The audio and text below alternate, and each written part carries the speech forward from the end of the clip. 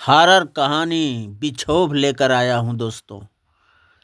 कुछ तो है यार, कुछ असहज सा मालूम पड़ रहा है। ऐसा लग रहा है जैसे इस जंगली खामोशी में कुछ है। ये लड़की कह रही है हमारा इस जंगल में घर है और मेरी बाइक खराब हो ही चुकी है। क्या करूं?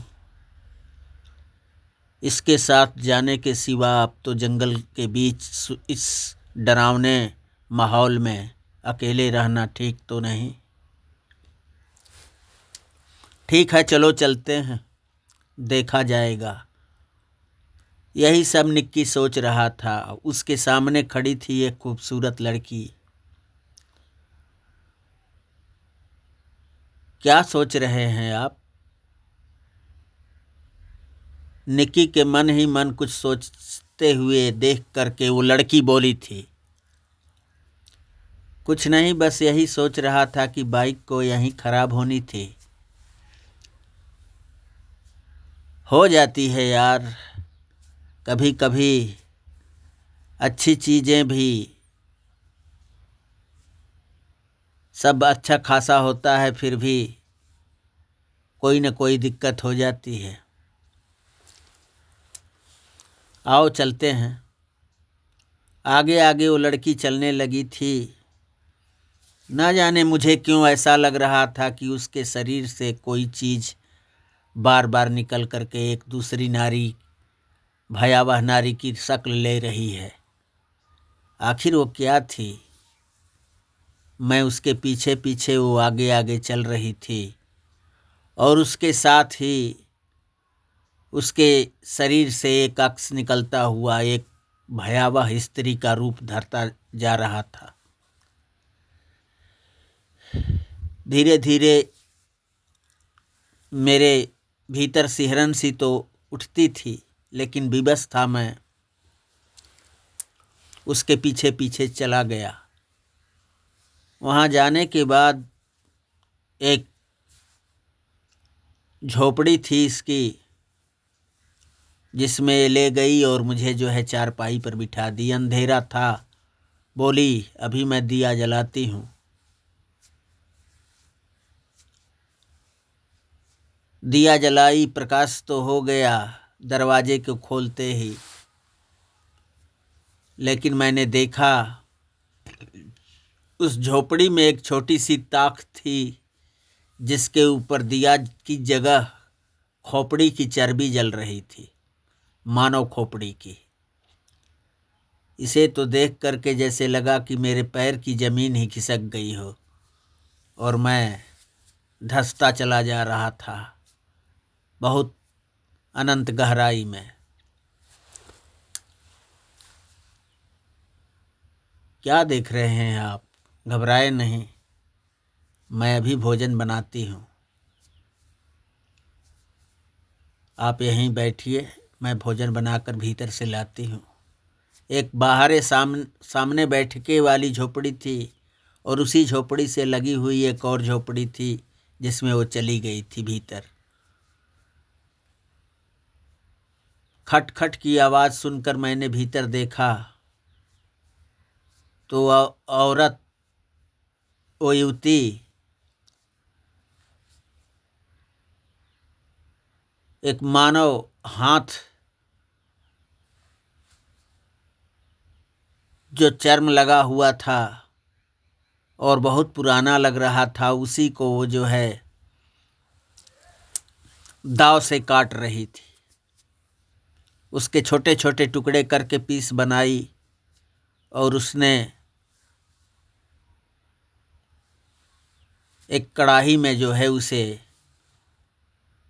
तेल डालकर भूजना शुरू कर दिया था। मैंने बारीक से देखा, वो तेल की जगह कोई शीशी से जो गिरा रही थी वो रक्त ही था। मेरे तो जैसे होश हवास ही छीन गए। मैं क्या करूं? कैसे यहाँ से निकलूं?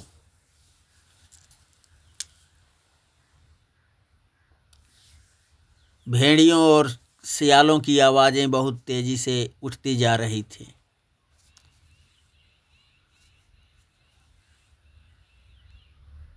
मैं असमंजस में पड़ा हुआ सोच रहा था कि किस मुसीबत में फंस गया यार। गाड़ी मेरी कुछ दूर पर ही जंगल के उसी रास्ते पर खड़ी थी। मैं गाड़ी वहीं छोड़कर चला आया था। अपने जूते निकाले और धीरे धीरे मैं उस झोपड़ी से कदम बाहर निकाला। तभी वहाँ एक साधु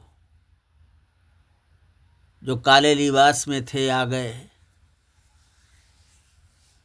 क्या बात है बेटे,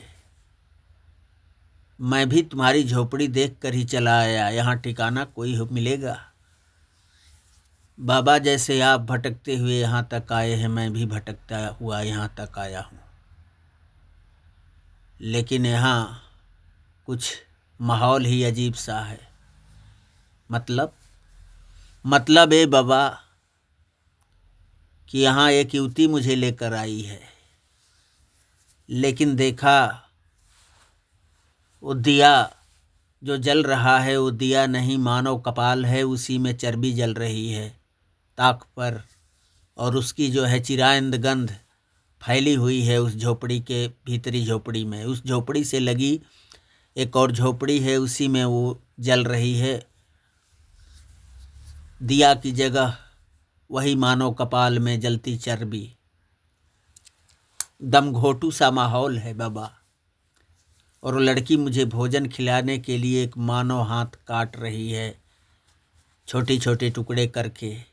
यही सब मैं देखकर मेरे रोंगटे खड़े हो गए और मैं धीरे से अपना जो है जूता उतारा और कदम दबाते धीरे धीरे धीरे धीरे झोपड़ी से बाहर निकलता और इधर को भागने की फिराक में चला हूँ।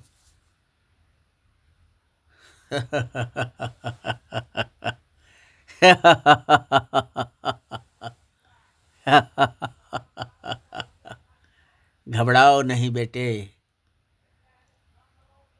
उसी अनिष्ट शक्ति का मुझे तो इंतजार है जो बार बार नवयुवकों को छलती है और यहाँ आकर उनका शिकार करती है। आज इसका खेल मैं ख़त्म करके ही रहूँगा। तुम घबराओ नहीं, मेरे साथ आओ। डरते सहमते निक्की साधु के पास गया और साधु जो है उसे लेकर के अपना त्रिशूल लहराते आगे बढ़ा और उस झोपड़ी को मंत्रों उच्चारण से घेरने लगा। ओम कामेश्वरी आय नमः स्वाहा, ओम कामेश्वरी आय नमः स्वाहा, ओम कामेश्वरी आय नमः स्वाहा। और उस झोपड़ी को चारों तरफ से जो है वो साधु अपने मंत्र द्वारा जो है अभिमंत्रित त्रिशूल से उसके चारों ओर रक्षा कवच बना दिया था ताकि इसमें से चुड़ैल निकल न पाए। वो युवती नहीं, एक खौफनाक चुड़ैल है जो अपने खूबसूरती के जाल में बांध करके यहाँ नवयुवकों को लाती है और उनका खून चूस कर उन्हें मार डालती है। उसी नवयुवकों में से किसी बेचारे नवयुवक का ये हाथ होगा जिसको तुम्हें खाने के लिए जो है उसे तैयार कर रही है मीट के रूप में। अब यह घिर चुकी है हमारे मंत्रों के बीच। चुड़ैल आई बाहर, थाली में वो जो है बनाया हुआ मीट जो किसी युवक के बाँह का था उसे ली हुई। तब तक देखी कि वहाँ कोई वो नवयुवक यहाँ नहीं है। वो घबरा सी गई। ऐसी गुस्ताखी उसकी जो मुझे धोखा देकर यहाँ से निकल गया है। आज मैं उसे जीवित नहीं छोड़ूंगी। अजीब सी डरावनी हंसी वो हंसती हुई चुड़ैल झोपड़ी के कपाट के दरवाजे बाहर के अभी कदम रखी ही उस थी कि उसे वो साधु उसका रास्ता रोक लिया था। ठहर जा नारकीय औरत, मैं नार की औरत नहीं, चुड़ैल हूँ, और चुड़ैल किसी को भी जिंदा नहीं छोड़ती, उनका कच्चा मांस नोच नोच कर खाती है।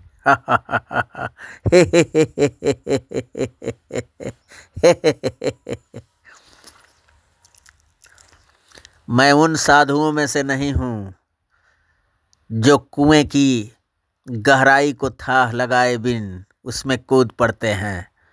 मैं समंदर का खिलाड़ी हूँ, समंदर में तैर कर आया हूँ।